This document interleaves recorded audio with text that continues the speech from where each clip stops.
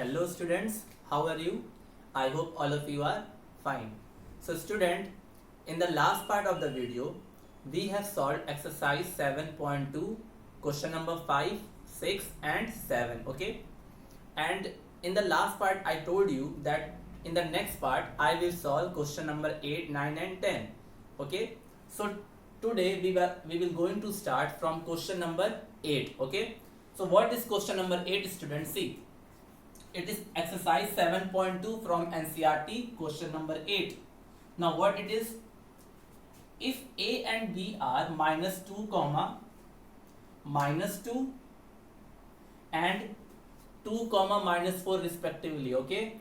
Find the coordinates of P such that AP equal to 3/7 AB and P lies on the line segment AB, okay? So see student, what the question is saying. Question is saying there are 2 points A and B, which coordinates are, the coordinates of A is -2, -2 and the coordinate of B is 2, -4 respectively, okay? And there is a point P which is lying on the line segment, and there is some condition also, that is AP equal to 3/7 AB. So we have to find the coordinate of point P, okay? So see how the line segment forms. Line segment forms with the help of 2 points, that is A and B. So first we will draw line segment AB. So suppose student, this is line segment AB and the coordinate of A is -2, -2 and the coordinate of B is 2, -4, okay? And between A and B there is a point P, okay? Suppose there is a point P, so we have to find the coordinates of point P, okay? Now student, first whatever is given we will write it, okay? So what is given student? Given is AP equal to 3/7 AB, okay? This statement is given, AP equal to 3/7 AB. So what we will do student? We will transfer this AB to this side, okay? So it will come in divide. So from here we can write AP upon AB will be equal to 3/7, okay? Now see student, what is AP upon AB? It is a fraction and it can also be written in ratio. So what will be the ratio? AP ratio AB will be equal to 3/7, okay? So from here we can find the ratio of AP and AB, which is equal to 3/7. Now AP is what? 3 and AB is what? 7. So what is AP in the figure student? This is our AP, that is 3, and this is our AB, which is 7. So what will be the value of PB student? The value of PB will be, means this part will be 4, okay? When you will subtract AB minus AP, you will get PB. So now see student, by seeing the figure we can say na, so AP ratio PB will be equal to 3/4, ठीक है? Now all the information give us the hint to apply the section formula. Now we know the section formula na. If AB is a line segment and P is a point which is lying on the line segment, and this point divides the line segment in certain ratio, so with the help of section formula we can find the coordinates of P. So suppose the coordinates of P is x, y, ठीक है? अब देखो आप, AB एक line segment था, P एक point था जो कि AB को एक सर्टेन रेशियो में डिवाइड कर रहा है. किस रेशियो में? 3 and 4 के रेशियो में डिवाइड कर रहा है. इसका मतलब from the figure student we can say ना M/N is equal to 3/4, ठीक है? This part is known as M and this part is known as N. So M/N equal to 3/4. इसका ये मतलब हुआ कि M 3 है और N 4 है, ठीक है? Now we have to find the coordinates of x and y na. So with section formula,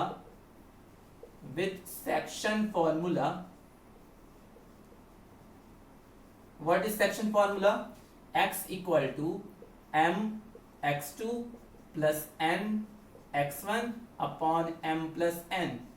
Now put all the values. Now see student, what is x1 y1, what is x2 y2. So in this case a wala point will be x1 y1 and this point will be x2 y2. ठीक है, point A is x1 y1 and point B is x2 y2. So now put all the values.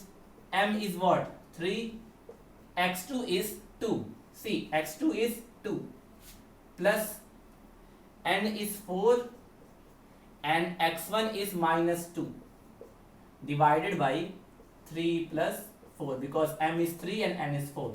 Now x will be student what?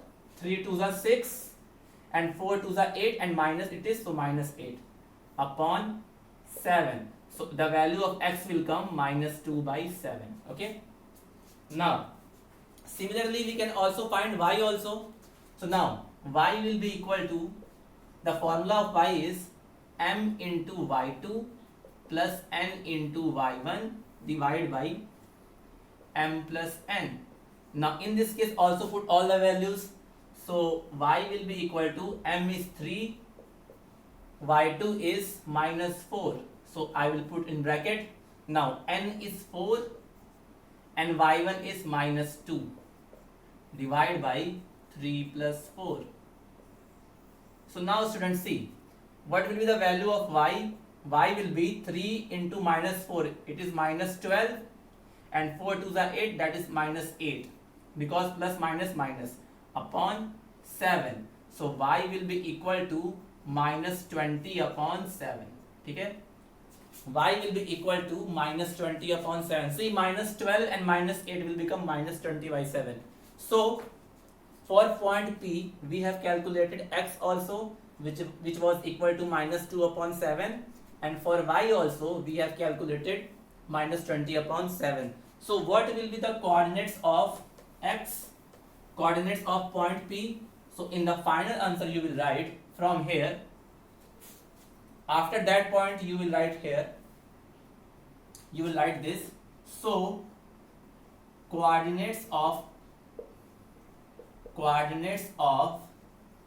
P, that was x comma y na, and the value of x is what? Minus 2 by 7 and the value of y is minus 20 by 7. ठीक है, so by this way we have completed question number 8. It is very important and very good question. Okay, very simple was also, it is also very simple question because AP directly ratio नहीं दिया था, इस part और पूरे part का ratio दिया था. तो पहले आपको रेशियो निकालना था देखकर फिगर को. After that you have to apply the formula of section formula so that to find the coordinate of P. Okay,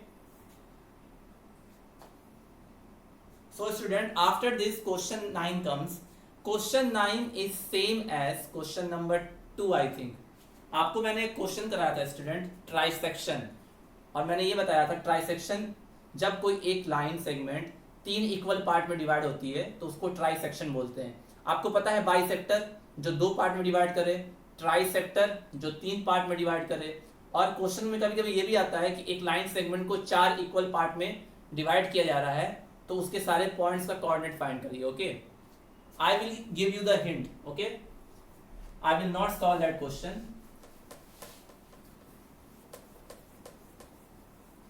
because that question you can do.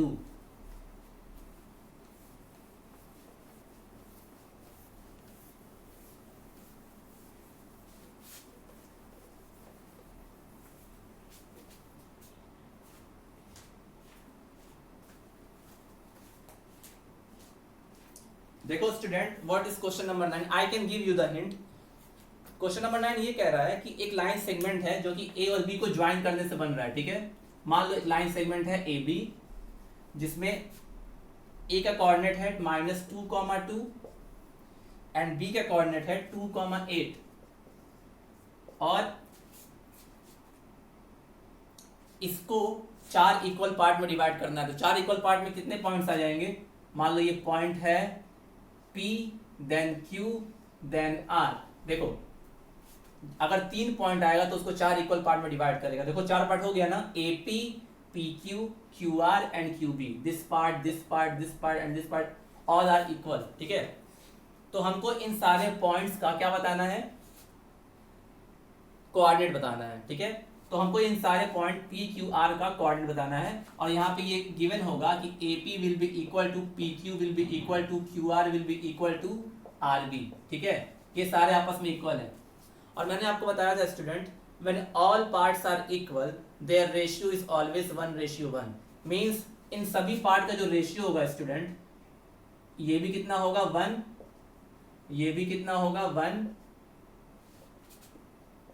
ये भी कितना होगा 1 और ये भी कितना होगा 1, मतलब कि सारे कितने होंगे 1:1, मतलब कि AP ratio, PQ ratio, QR ratio, RB, इन सबका रेशियो कितना होगा 1:1:1:1:1, ठीक है, क्योंकि सारे पार्ट्स इक्वल हैं। तो हमको PQR का कोऑर्डिनेट बताना है। तो आपको मैंने बताया था ना, एट ए टाइम केवल एक ही पॉइंट लेना। मान लो कि AB है, ठीक है, AB है और पहले मुझे पॉइंट P निकालना है, तो पहले पॉइंट P को ले लो, ठीक है।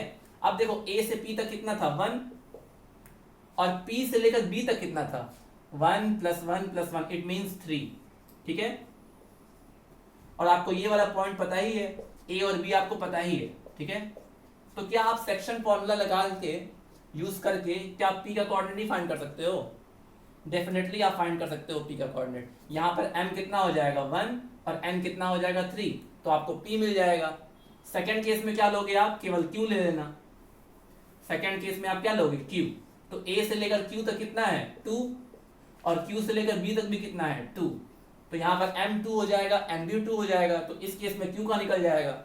ऐसे ही जब आप R लोगे student, R, suppose you are taking R, तो A से लेकर R तक 3 और R से लेकर B तक A, तो M की वैल्यू 3 और N की वैल्यू 1। ऐसे ही करके एट अ टाइम केवल एक पॉइंट लेके आप रेशियो देख लेना और फिर सेक्शन फॉर्मूला अप्लाई कर दोगे तो आप इजीली इन सारे पॉइंट्स का कोऑर्डिनेट निकाल लोगे, ठीक है। क्योंकि क्वेश्चन ये पूछा था कि हमें उन पॉइंट्स का कोऑर्डिनेट बताना है जो कि AB को 4 इक्वल पार्ट में डिवाइड करें। तो इस AB के बीच में कितने पॉइंट आएंगे 3, PQR, जो कि इस पूरे AB को 4 इक्वल पार्ट में डिवाइड करेंगे। तो आपको ऐसा करना है, ठीक है। ये क्वेश्चन बिल्कुल सेम है जैसा ट्राई सेक्शन वाला क्वेश्चन है, ठीक है। So I hope this question you can do by yourself. So now we will going to solve our question number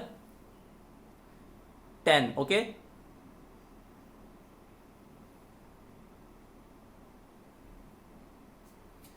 Now student, our 10th question is that find the area of rhombus if its vertices are 3,0, 4,5, -1,4 and -2, -1 taken in order। मतलब कि सारे order में ही है, मतलब कि अगर ये वाला पॉइंट A होगा तो ये B, ये C और ये D ऑर्डर में देना है आपको, ठीक है।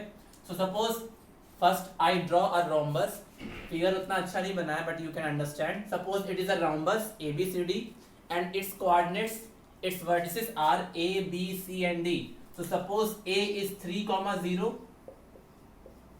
B is 4,5, C is -1,4 and D is -2, -1. So we have to find the area of rhombus. Student, in previous class you have studied the formula to calculate the area of rhombus. The area of rhombus equal to half into D1 into D2, मतलब कि diagonal 1 into diagonal 2। तो पहले इसका हम diagonal draw करेंगे student. Diagonal is what? First diagonal is AC and second diagonal is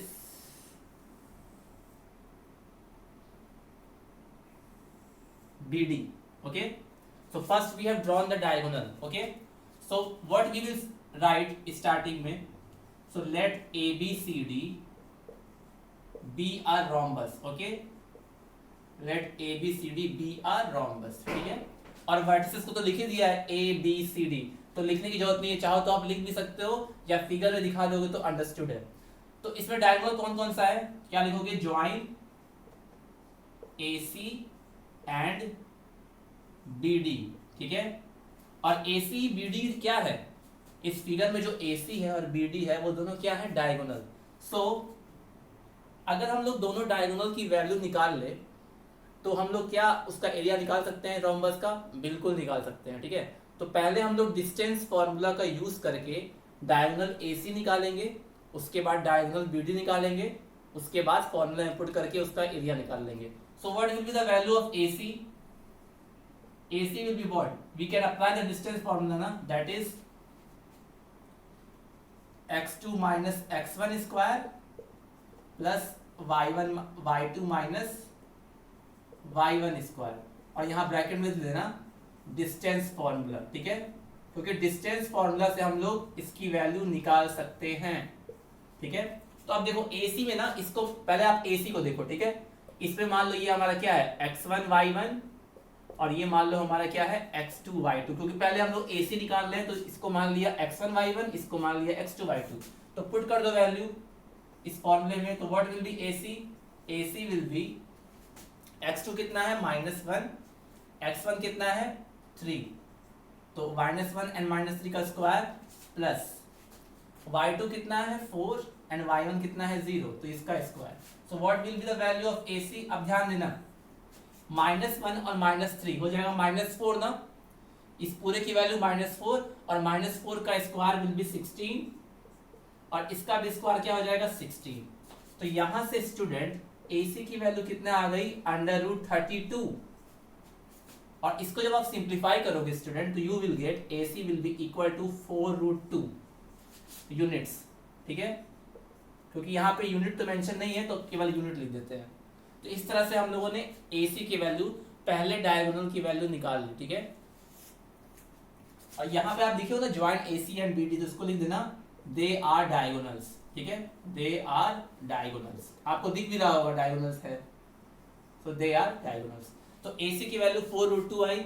ऐसे ही हम लोग BD निकाल सकते हैं ना, BD, तो what will be BD? Again we can apply distance formula, that is x2 minus x1 का square plus y2 minus y1 का स्क्वायर, ठीक है। नाउ सी, अब इसको आप छोड़ दो, इसको आप भूल जाओ, क्योंकि इसका काम हो चुका है।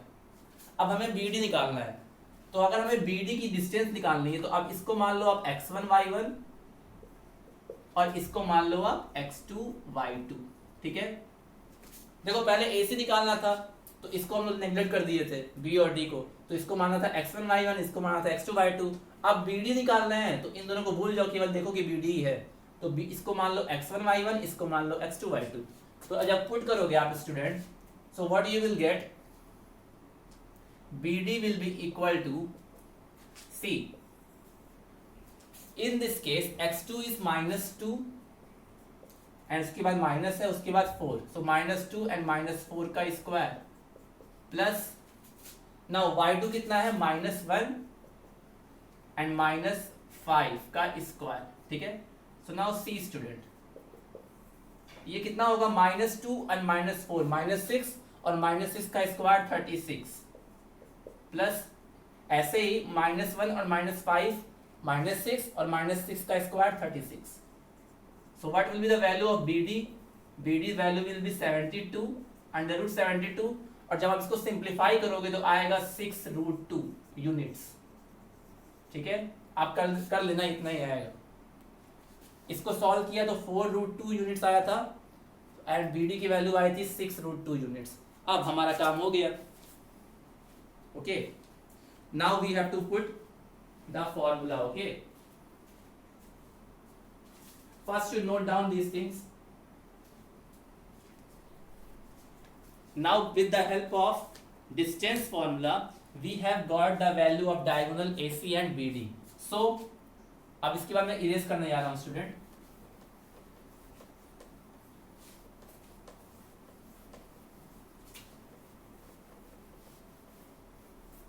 Now see, diagonal AC कितना था स्टूडेंट, डायगोनल AC था 4√2 यूनिट्स, एंड डायगोनल BD कितना है,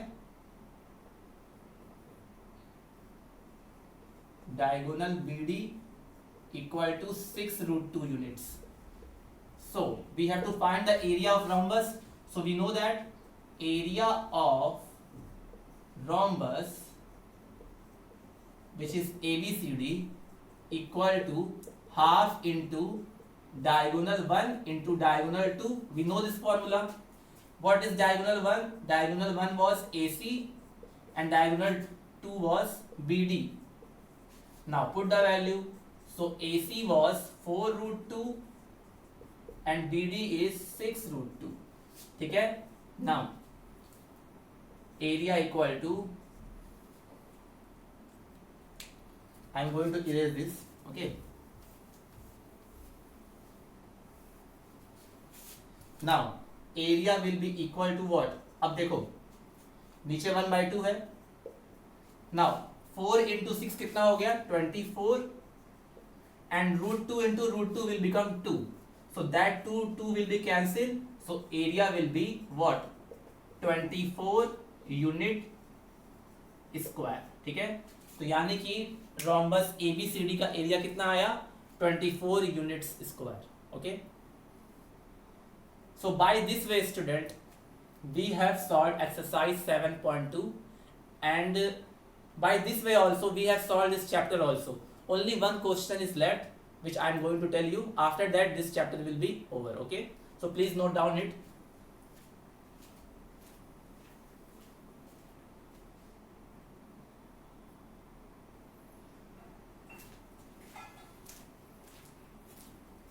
Now student, after completing exercise 7.2, this is the last question I am going to solve for this chapter. Okay, it is very important question and it generally comes in every board examination of 3 marks. Okay, so it is also very simple, but I thought I should tell you. So see the question. Okay, it is also given in your NCERT book. It is the question of optional exercise 7.4. Okay, so see what is the question. Determine the ratio in which the line 2x plus y minus 4 equal to 0 divides the line segment joining the points A which is 2 comma minus 2 and B which is 3 comma 7. Okay, so see what we have to find. We have to find the ratio in which a particular line divides the line segment joining the points A and B. So see, suppose first I am drawing a line segment AB, okay, and its coordinate is, the coordinate of A is 2 comma minus 2 and the coordinate of B is 3 comma 7. Now see,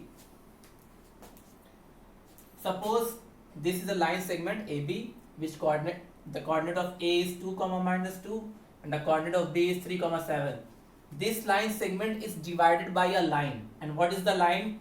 2x plus y minus 4 equal to 0. So suppose a line divides this line segment at point P. ठीक है? और ये कौन सी line है? This is a line 2x plus y minus 4 equal to 0. तो हम लोग को ये बताना है कि ये जो लाइन है इस लाइन सेगमेंट को किस रेशियो में डिवाइड करेगी. तो मान लो सपोज कि ये जो लाइन है इसको लैम्डा रेशियो 1 में डिवाइड करेगी. बताया था ना मैंने, आप m रेशियो n भी मान सकते हो और m ratio n lambda ratio 1 भी मान सकते हो. लेकिन ये लाइन है ना, तो जब भी आपको ये पता चले कि एक लाइन सेगमेंट को डिवाइड कर रही है तो आप लैम्डा रेशियो 1 मान लेना. ठीक है? तो देखो अगर स्टूडेंट, अगर कोई पर्टिकुलर चीज या पॉइंट या लाइन किसी लाइन सेगमेंट को डिवाइड करता है लैम्डा रेशियो 1 में, तो क्या हम लोग इस पॉइंट के कोऑर्डिनेट फाइंड कर सकते हैं, पॉइंट P का? तो we can find the coordinates of point P student. Okay, see suppose let coordinates of P is x comma y. मान लिया कि इसके कोऑर्डिनेट क्या है, x comma y. ठीक है? अब देखो, मैंने एज्यूम कर लिया था कि ये लाइन इस लाइन सेगमेंट को लैम्डा रेशियो 1 में डिवाइड करती है. तो मैं लिखूंगा अभी let line 2x plus y minus 4 equal to 0 divides AB in lambda ratio 1. ठीक है? आप लैम्डा रेशियो 1 भी ले सकते हो, आप m रेशियो n भी ले सकते हो, लेकिन लैम्डा रेशियो 1 से इजी होगा. ठीक है? इसलिए इसको कर लेते हैं. अब देखो, तो हम लोग सेक्शन फॉर्मूले की मदद से पॉइंट P का कोऑर्डिनेट फाइंड कर सकते हैं ना. So with section formula with या by section formula with section formula x will be equal to what, lambda के टर्म्स में क्या फॉर्मूला होता था, लैम्डा मान लो या k मान लो, ठीक है। तो लैम्डा के टर्म्स में मानोगे अगर स्टूडेंट, सुनो लैम्डा रेशियो 1 ले सकते हो, शायद मैंने आपको k रेशियो 1 में कराया होगा, तो आप k मान लेना। सपोज ये चलो लैम्डा में सॉल्व करते हैं, ठीक है। लैम्डा की जगह कुछ भी हो सकता है, k p c कुछ भी। तो मान लिया कि ये जो लाइन है इसको लैम्डा रेशियो 1 में डिवाइड कर रही है। आपको मैंने बताया था या तो m रेशियो n में डिवाइड करेगी या k रेशियो 1 में डिवाइड करेगी। तो k रेशियो 1 लो चाहे लैम्डा रेशियो 1 लो, दोनों बात एक ही हुआ, ठीक है।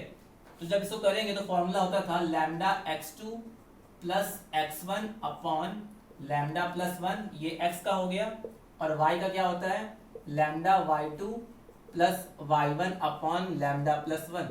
देखो लैम्डा मैंने इसलिए लिया है ना क्योंकि ये क्वेश्चन मैंने RS अग्रवाल से लिया है। तो RS अग्रवाल में लैम्डा दिया हुआ है और NCERT में शायद k दिया हुआ है, ठीक है। तो चाहे आप k रेशियो 1 मानो चाहे लैम्डा रेशियो 1 मानो, कंफ्यूज मत हो जाना कि सर आप फॉर्मूला में तो k बताए थे और यहाँ पे लैम्डा लिख रहे हैं, ठीक है। तो बात वही है स्टूडेंट, k भी ले सकते हो लैम्डा भी ले सकते हो, इससे फर्क नहीं पड़ता है, ठीक है। NCERT में आपके k दिया हुआ है, मैंने यहाँ लैम्डा लिख दिया है, आपका मन करे तो यहाँ k ले लेना, बात वही है, ठीक है। बस एक सिंबल ही तो है। तो सेक्शन फॉर्मूला की मदद से ये कोऑर्डिनेट्स आते हैं, ठीक है। अब देखो x1 y1 और x2 y2 क्या है, ये है हमारा x1 y1 and this is are x2 y2, ठीक है। तो now put the values in x coordinate and y coordinate. So value of x will B lambda into 3 plus 2 upon lambda plus 1 and y will be lambda into 7 plus -2 upon student क्या I value, x की जो value आई वो आई 3 lambda plus 2 upon lambda plus 1 और y की जो value आई वो 7 lambda -2 upon lambda plus 1। तो यहां से हम लोग पॉइंट P के कोऑर्डिनेट फाइंड कर लिए लैम्डा के टर्म्स में। अब मैं फिर से बोल रहा हूँ स्टूडेंट, कंफ्यूज मत होना कि आपने सर k रेशियो 1 बताया था और आपने यहाँ लैम्डा रेशियो 1 लिखा है, क्योंकि मैंने RS अग्रवाल देखा तो उसमें लैम्डा लिया हुआ था तो मैंने लैम्डा ले लिया। NCERT में k दिया हुआ है तो k किसी और बुक में कुछ और दिया होगा। कहने का मतलब है दो फॉर्मूला होता है, एक m और n में होता है और एक k रेशियो 1 चाहे लैम्डा रेशियो 1 में होता है, ठीक है। दोनों से सेम आंसर आता है। तो लैम्डा की जगह आप k रख ले लेना, कोई दिक्कत नहीं होगा, ठीक है, आंसर सेम ही आएगा। तो इससे कंफ्यूज होने की जरूरत नहीं है, कुछ भी सिंबल ले सकते हो आप, बस हाँ दिस रेशियो 1 होना चाहिए। चाहे आप p रेशियो 1 ले लो, चाहे लैम्डा रेशियो 1 ले लो, चाहे k रेशियो 1 ले लो, उससे फर्क नहीं पड़ेगा। तो अब देखो सेक्शन फॉर्मूला की मदद से हम लोगों ने पॉइंट P के कोऑर्डिनेट फाइंड कर लिए, ठीक है। अच्छा एक बात देखो, ये जो पॉइंट P है ये लाइन सेगमेंट AB पर भी है और ये उस लाइन पे भी लाई कर रहा है। देख रहे हो दोनों का कॉमन पॉइंट ही तो P है। जब ये लाइन इस लाइन सेगमेंट को कट करेगा तो दोनों के बीच में एक कॉमन पॉइंट आएगा और वही कॉमन पॉइंट P है। इसका मतलब P जो होगा वो लाइन सेगमेंट AB पे भी होगा और P जो होगा वो उस लाइन पे भी होगा। इसका मतलब ये जो पॉइंट है x, ये वाला पॉइंट P, ये इस इक्वेशन को क्या करेगा, सेटिस्फाई करेगा, क्योंकि ये लाइन आपको भी पता है ना, एक लाइन पे इनफाइनाइट पॉइंट्स होते हैं और ये लाइन किस पॉइंट से होकर जा रही है, P से होकर जा रही है। इसका मतलब ये x और y की वैल्यू इस इक्वेशन को क्या करेगी, satisfy. So what we will do, so from equation of line we can say ना line is 2x plus y minus 4 equal to 0, ठीक है। तो अब क्या करो, यहाँ पे x और y की वैल्यू पुट कर दो, ठीक है, क्योंकि सेटिस्फाई करेगा, ये पॉइंट इस लाइन को सेटिस्फाई करेगा तो हम लोग x और y की वैल्यू उसमें पुट कर सकते हैं, ठीक है। तो now see 2 into 3 lambda plus 2 upon lambda plus 1 plus 7 lambda minus 2 upon lambda plus 1 minus 4 equal to 0, ठीक है। मैंने पुट कर दिया ये सारी वैल्यू। अब देखो इसका मल्टीप्लाई इसके अंदर कर दो तो ये हो जाएगा 6 lambda plus 4 upon lambda plus 1 और ये तो 7 लैम्डा माइनस 2 ही रहेगा अपॉन लैम्डा प्लस 1, और इस 4 को दूसरी साइड ट्रांसफर कर दो तो इट विल बिकम 4, ठीक है ना। अब मैं इधर कर रहा हूं, बहुत सिंपल है, पहले पॉइंट P का कोऑर्डिनेट फाइंड कर दो सेक्शन फॉर्मूला से लैम्डा के टर्म्स में या k के टर्म्स में, और उसकी वैल्यू इस इक्वेशन में पुट कर दो, ठीक है।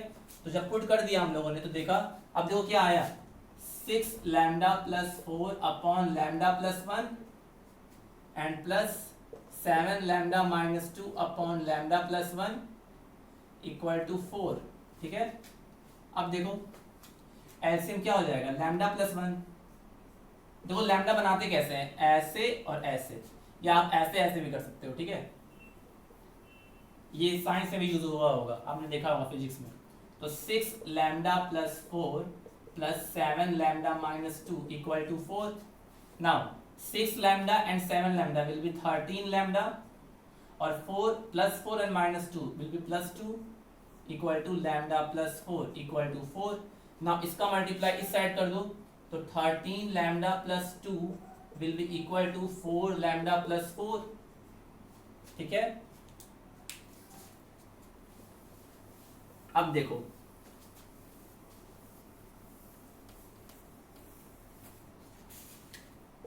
लैम्डा को इस साइड ले आओ और नंबर को इस साइड ले आओ, तो 13 लैम्डा